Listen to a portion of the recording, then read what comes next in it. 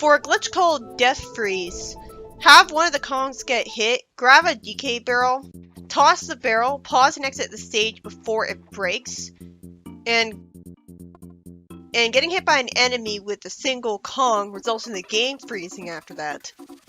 But if the player falls into a pit as a result of getting hit, the players are able to control both Kongs at once after another DK barrel is broken. Donkey Kong is also able to walk underwater, and some other stuff can happen as well. If either Kong is hit at this point, the player gets brought back to the overworld. And all this happened because you tossed a DK barrel and then paused and exited the stage before it broke. But yeah, obviously this is a pretty intense level. Like, it's pretty easy to get hit here. Like, there's enemies all over the place. They introduce, like, they have moving ropes. Well, I'm pretty sure that we saw them before. Like, I think in a level with water in it. But yeah, like you have to really focus and know what you're doing in this level, because it's really easy to get hit by the enemies. Like the green zingers all over the place. But it's exciting. They hit the stars. Like, I don't know how I was expected to win that. It looked like I got all of them. But yeah, you're better off just every time you see one of those green barrel monsters, just jump on top of them. Don't make the mistake of ignoring them, because they are gonna run back for you and attack you. I think they're invincible when they're spinning along the ground like that. It's definitely exciting, like parts like that. I feel like this is a level that's nearly impossible without Dixie, because it's really useful to be able to hover like that when you're trying to avoid zingers that move back and forth, and there's a very narrow time where you're able to avoid them. Of course, you have to remember to press down and A to just drop off of a rope so you can progress.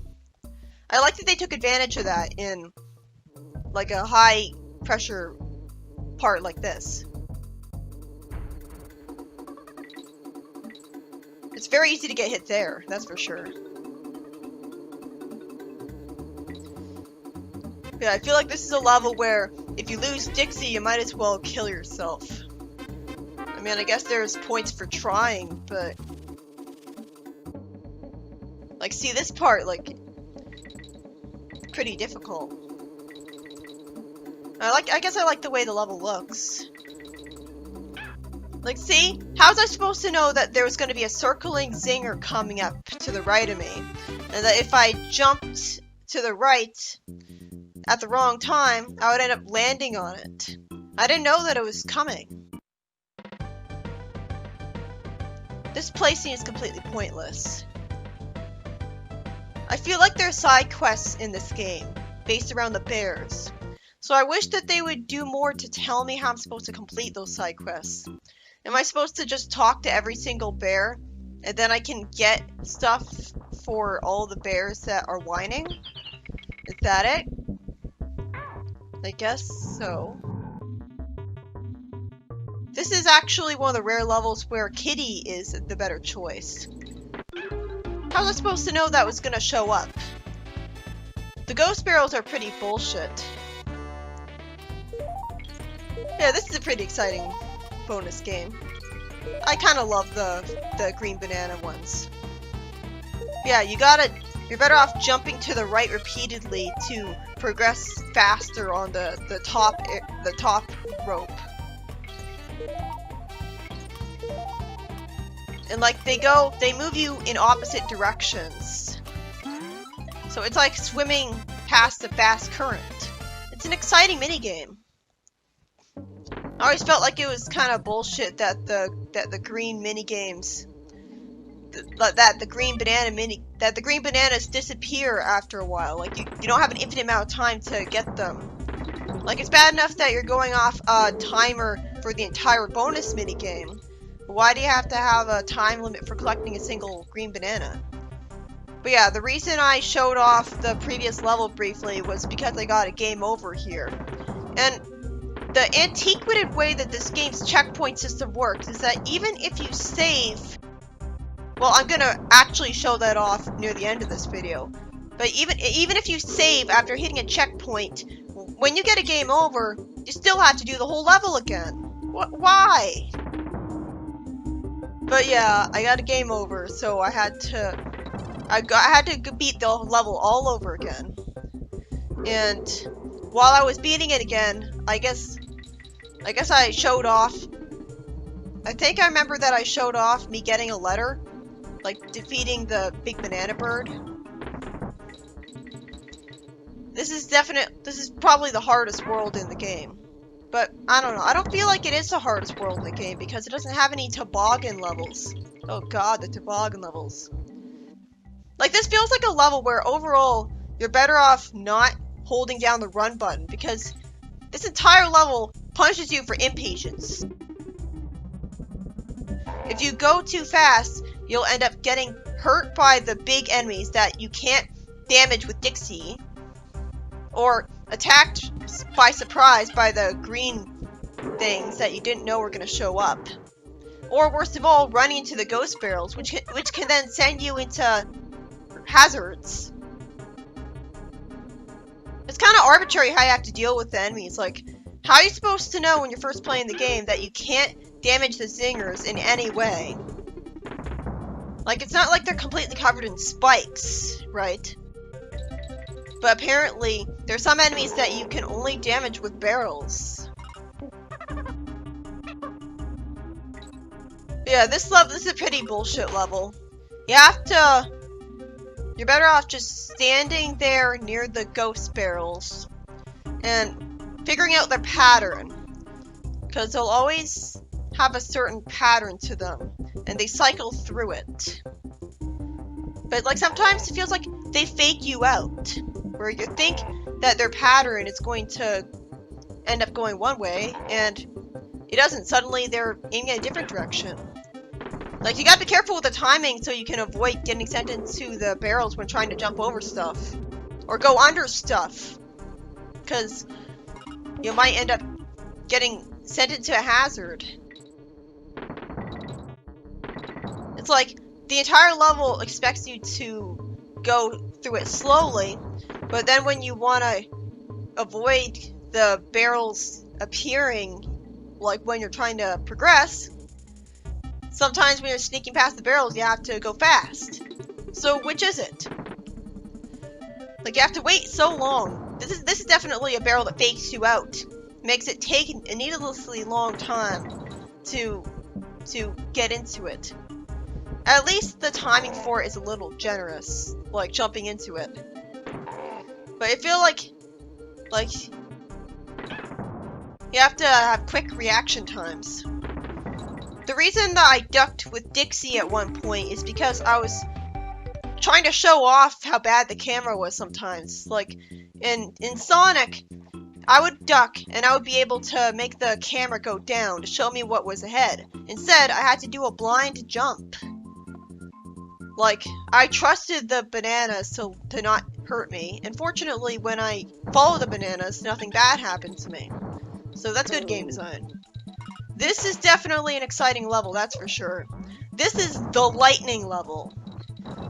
Now, fortunately, yeah, that spark there, that lightning there, it shows up briefly to warn you that lightning's actually going to strike that place right after it. So it's very good that they have that, but sometimes it strikes without you actually seeing that. And yeah, you barely have any time to avoid the lightning. Like, once you see that flash, you just barely have enough time to immediately decide to start going the other direction before you can get hit by it. So you gotta react fast in this level. I love the effect where even the enemies get killed by the lightning. It's both intimidating and realistic. It would feel cheap if the enemies were immune to the lightning. You weren't. But yeah, like, this is a level that makes you feel like it's satisfying to try to speedrun it and be successful. Like, I guess you can memorize where the lightning's gonna show up and when. Like, it's satisfying to see the zingers blocking your way get killed by the lightning. Another thing that's realistic is that if the lightning strikes any part of the water when you're in it, you die. This is definitely one of the final levels in the game, that's for sure. Like, I definitely remember this level from when I first played the game. But it's also a level that you warm up to when you play it, like, later on. Like, you definitely feel satisfied playing it and being good at it. But it's like you barely have any time to avoid. It seems impossible to avoid that lightning.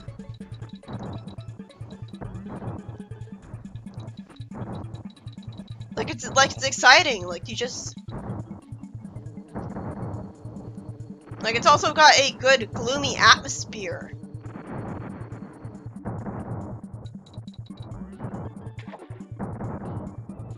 It's kind of cheap having a bonus barrel here, though. Like, I just barely got into it. And this is definitely an exciting minigame. I didn't expect that there would be lightning in it because I thought that was only going to be a stage hazard. And of course, if you get hit even once, the minigame ends. But just keep going fast, never stand still, because if you stand still, either you won't get the green banana in time, or you'll get hit by lightning.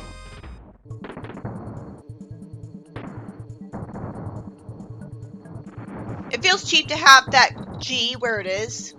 Like, how am I supposed to get that G? It's like completely covered by red zingers, who are somehow immune to the lightning. Good thing every enemy isn't like that.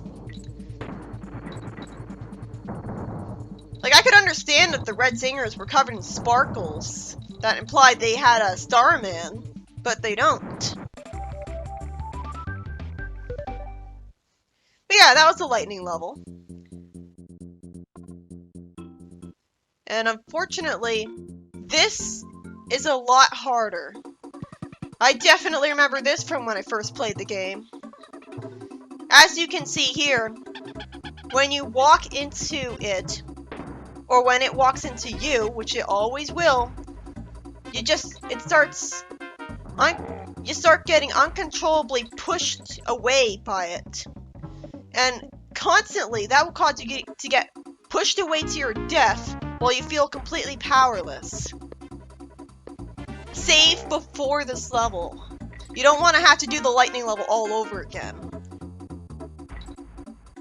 Biggest tip with this level, be completely still when you try to land on the shields. You know, the things that look like garbage can lids. Don't touch the control pad when you're standing on the shields. And it's frustrating because the way this game's jump physics work is you jump further if you're holding down the run button and are holding forwards. So it's the game gives you a natural instinct to always start holding forwards before you jump. But if you do that on the shields, then you'll get knocked off them because they'll start moving. Like, they'll catch on to the fact that you're on their shield. I think that's it. So you have to be careful with these things. You need that thing to have enough height to jump over there. Like, you have to constantly pause when you're on top of the shields. And another thing that's annoying is that they take a little bit to raise their shield over their head. Like here, that can easily kill you. I don't know how I managed to avoid dying there. Somehow it just landed on it just fine. But yeah, they take a little bit to raise it over their heads, so you have to be patient. This level probably killed a lot of people. You know, like they had to make a specific sprite that's differently colored from the DK coin ones. I guess it would be annoying if they looked exactly like the DK coin ones, but they didn't actually have a DK coin. But it feels a little bit more arbitrary that way. Like, why can't they all look like the DK coin one, but with garbage lid shields instead of DK coin shields? Then it would feel a bit more like, wow, they're actually using the DK coin monster as a gimmick for the entire level, which they are. And it's pretty brilliant. Like, it's an obvious idea, and they're actually using it for an entire level. But again, this is another level where it would be faster to just kill yourself if you lose Dixie. Because it's very useful to be able to hover over stuff as Dixie. Because it gives the shield guys more time to put the shield over their heads. So you can land on them in time.